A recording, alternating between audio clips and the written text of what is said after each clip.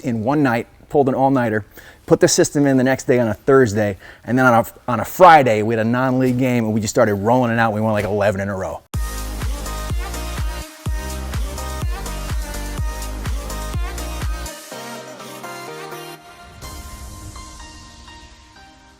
What's going on, guys? Coach Matt and YouGoProBaseball. I'm here with the man, Kevin Graber, KG, they call him in the streets. And we're talking base running because this is the guy who knows all about it.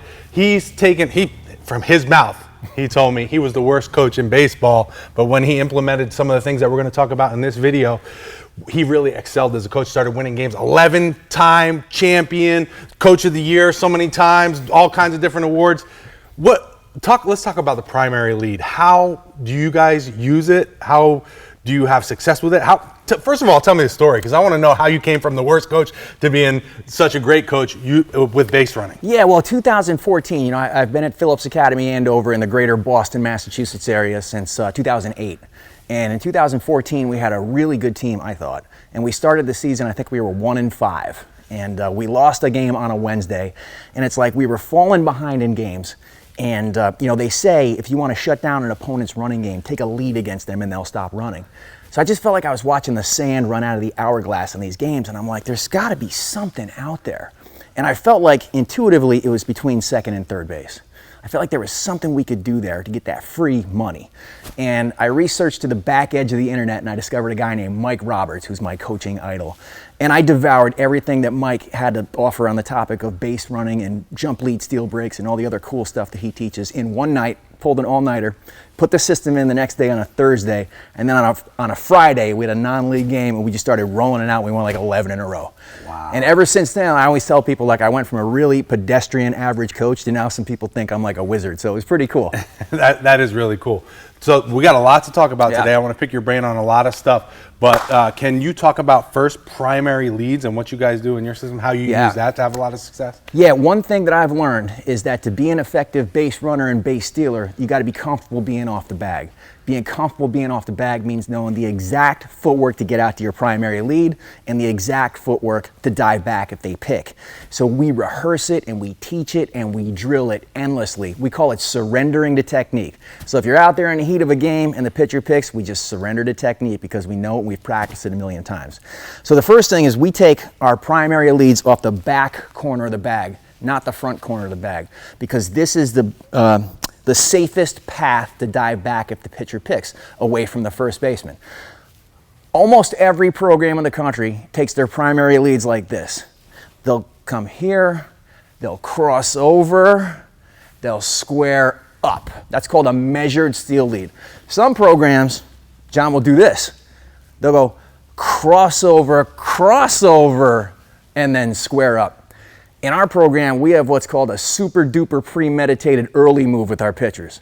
And what that means is the pitcher is not even interested in the signs that the catcher is going to put down. He's like, I'm going to pick when I see that guy's feet cross over. So he's just kind of like looking over his shoulder, not interested in what's going on in here. And as soon as he reads that crossover is coming, bam, they try to catch him crossover. We get 2, maybe 3 runners every season on that premeditated early move, and I only need to see that once in my life, and I will never take another measured lead or crossed foot lead in my life. I just stopped teaching it. So instead, to keep ourselves safe, we go back corner of the bag and we go right foot, shuffle, shuffle, creep out to 12 feet. So it looks like this: right foot, shuffle, shuffle, and then creep out to 12 feet.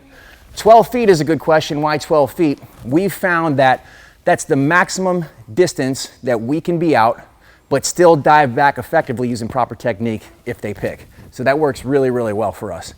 And once we get that 12-foot primary lead, John, so it looks like this: right foot, shuffle, shuffle, creep, and we drill that until we could feel 12 feet. We'll actually have guys do it with their eyes closed. We want them to be able to find 12 feet on a turf diamond, on a grass diamond, in another country, a field that doesn't have cutouts, a field that does have cutouts. We want them to know where 12 feet is. And then we start to drill dive backs.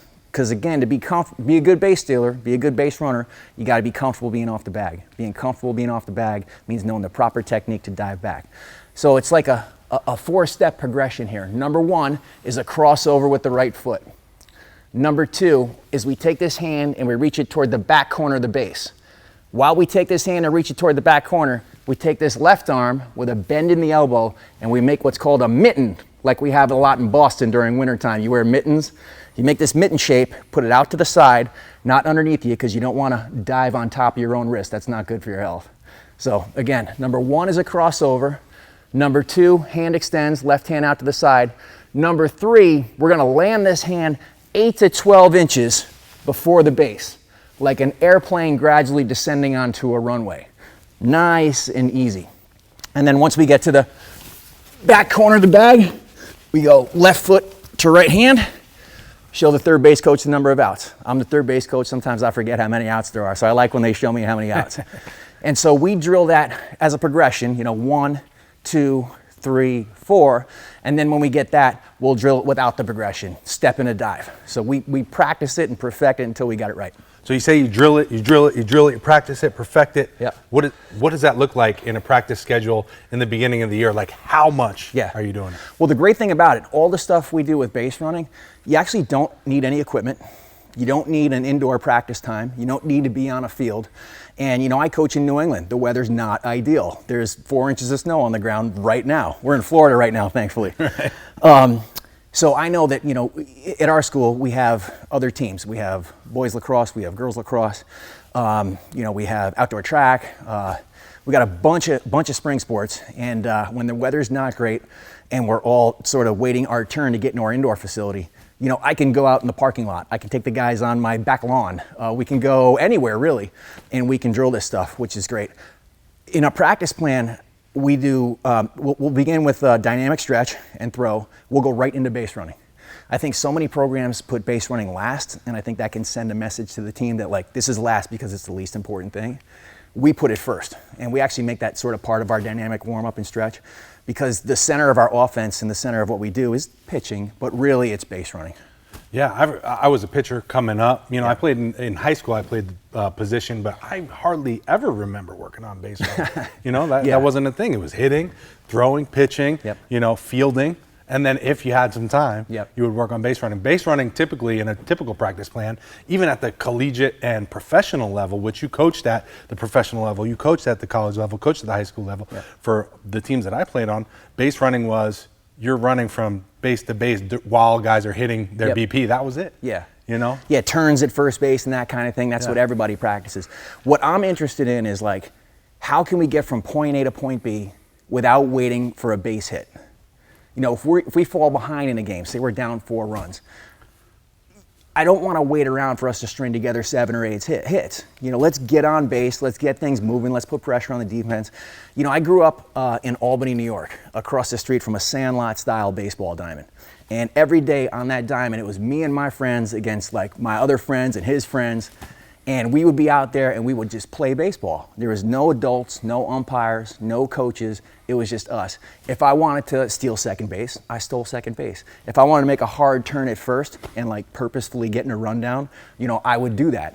I think that's missing today from kids who play baseball. I mean, they're really fortunate to have amazing indoor facilities like this and having amazing travel ball coaches and so many, like, internet resources like the ones that you put out there.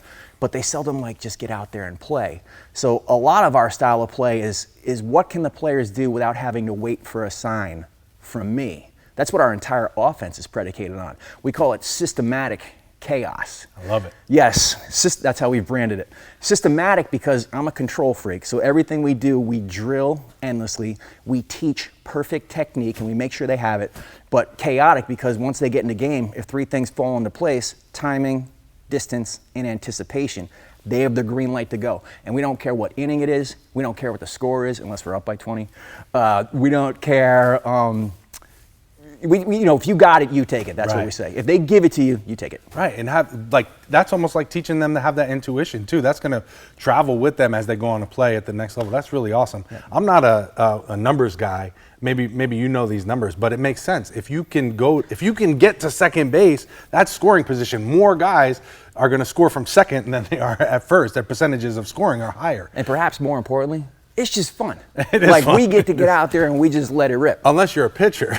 Yes. I used to hate pitching against teams that had fast guys, had aggressive base runners, and even if they weren't stealing the base on me, I was thinking about them, so that affected me pitching to the batter. Well, as a pitcher, what's your number one priority? It's to make a quality pitch to home plate.